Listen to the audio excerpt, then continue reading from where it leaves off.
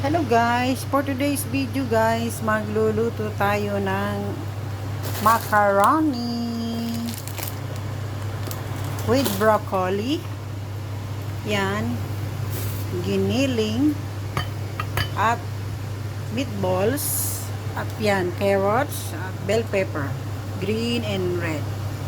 Ayan, yan ang lulutuin natin guys. Yan yung ating mga sangkap. Guys, mag-start na tayo. Guys, pinakulo na natin yung tubig.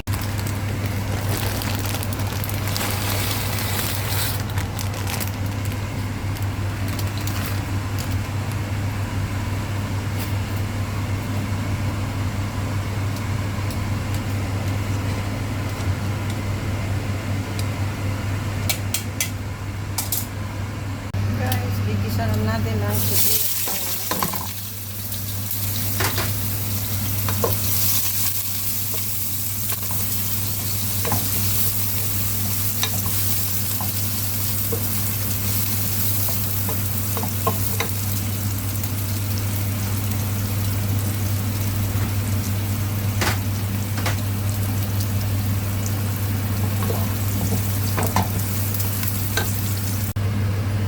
Try natin ang giniling.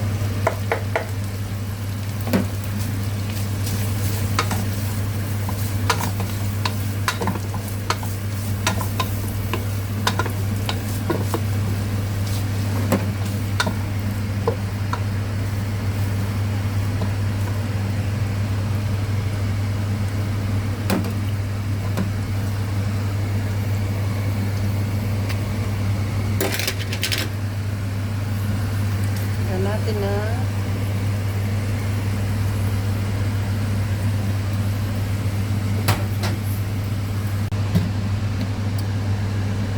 Parmesan cheese, paminta at asin at may oregano yan guys. Hindi ko na napakita kasi yung ating sabitan ng ano ay sira na, so nahirapan akong hawakan yung ating cellphone. So ayan, nilagay na natin yung meatballs. Giniling yung meatballs, ngayon ay ang carrots.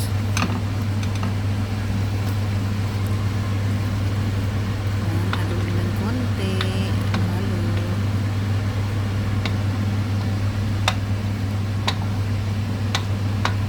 Yan.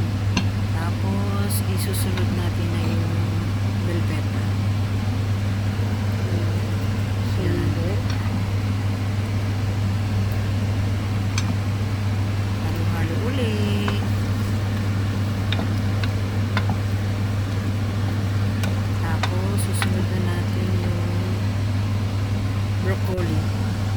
Napakulo ko na pala ng konti yung broccoli kasi ayaw nung mag-ama ko na. Dapat niyan half cook.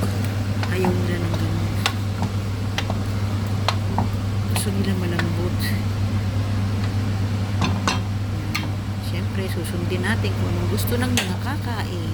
Ayan na ang macaroni. Yan. Konti, halo-halo.